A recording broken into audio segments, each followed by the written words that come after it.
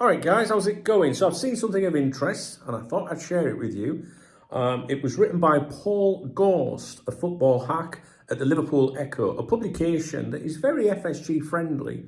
And I'm just going to read what he says rather than try and influence you with anything. Remember what I said to you. Whenever you read an article, try and ignore the headline, try and ignore the title of this video maybe.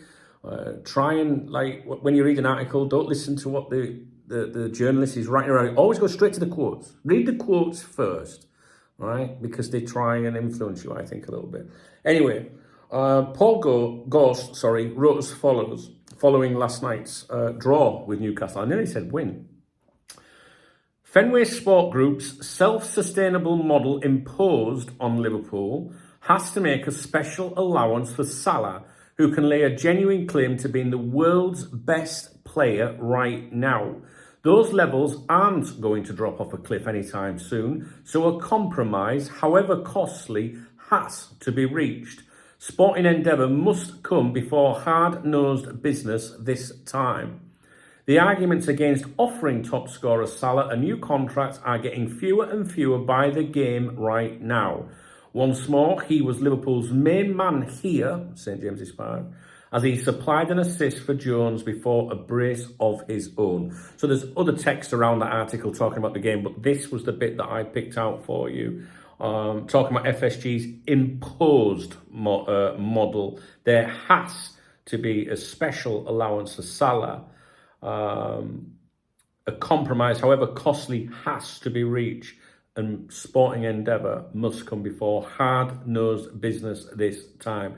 And as you guys will know if you follow my content, I think that what we're seeing is a situation where Richard Hughes and Michael Edwards, they're trying to show that they're real shrewd operators. Do you know what I mean? They're going to get the best deal for the club. And the reason it's panning out so much is because his agent, Salah's agent, Rami Abbas, right, he's powerless. He's powerless. Last contract negotiations, he wasn't powerless. Why is he powerless? If you watch my other videos, you would know why, but I'll tell you just in case you haven't. I think he's powerless because there is no other club in the world interested in Mo Salah that would pay what Liverpool will be offering him. They'll be offering him good fucking wedge, guys. And I can't see any other club out there willing to match that other than clubs out in Saudi, right? And he don't want to go there. It's pretty clear he wants to stay at Liverpool, right? And you could say PSG. We saw that mentioned, didn't we? And that was soon shot down by PSG at the weekend. Why was that mentioned? Who would want to, people to think that maybe PSG were trying to sign him? PSG, from what I understand, I don't follow French football. Their whole attitude's more towards younger players now. Do you know what I mean? Rather than players at Salah's age. I don't see anyone in Europe that would be willing to pay what Liverpool will be offering Mo Salah. And I think that makes Rami Abbas powerless. And I think that's why Liverpool just sat there going, listen, you find someone else that, that interests you, then fine. The Saudis will pay, but you don't want to go out there. Do you know what I mean? So, but listen, that's just another thing altogether. I just think that the reason I mentioned the negotiations there, to be honest with you, was the bit that Gorst said about sporting endeavour must come before hard-nosed business, which the hard-nosed business is making me think of Hughes and Edwards trying to, save every fucking penny they can for their own. I'm sure they're on performance-related fucking pay them. Do you know what I mean? Look how much we saved you. Yeah, well, ka-ching. I'm convinced, mate. I think, at the end of the day, the club has to negotiate. You don't just give them what the fucking want. Whoever they are in the world, right? It's business. However, wherever you are, in life, whether you're just an ordinary guy, a painter and decorator, or woman, women do painting and decorating as well, They look great in them overalls. Where was that?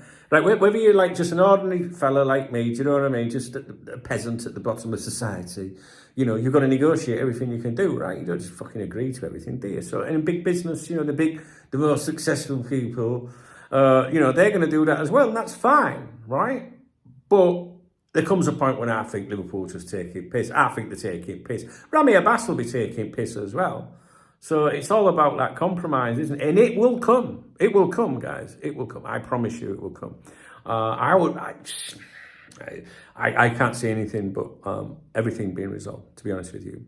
But at the moment, you know, Mo Salah's performance last night, what would you be like if you were Rami Abbas today? You'd be sat there going, we're willing to sit it out. That's what you'd be doing, right? Salah's performance last night, Richard Hughes, Michael Edwards there, be like, do you know what I mean? So basically, they all need to fucking grow up and just sort it out for the world's greatest player.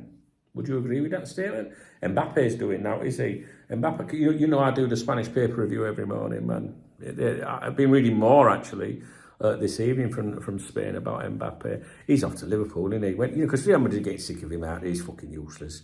But, you know, we've got a great manager and he'll look after him. Ancelotti's going to get in the boot, I reckon, if things continue over there. Anyway, that's for the Spanish segment, which I do in the morning. All right, I'll leave it with you. I just thought it was interesting that a FSG-friendly outlet, very friendly outlet, was emphasising, you know, sort your shit out. And I'd agree with them. If you appreciate this video, please thumbs up, please drop me a comment. Cheers.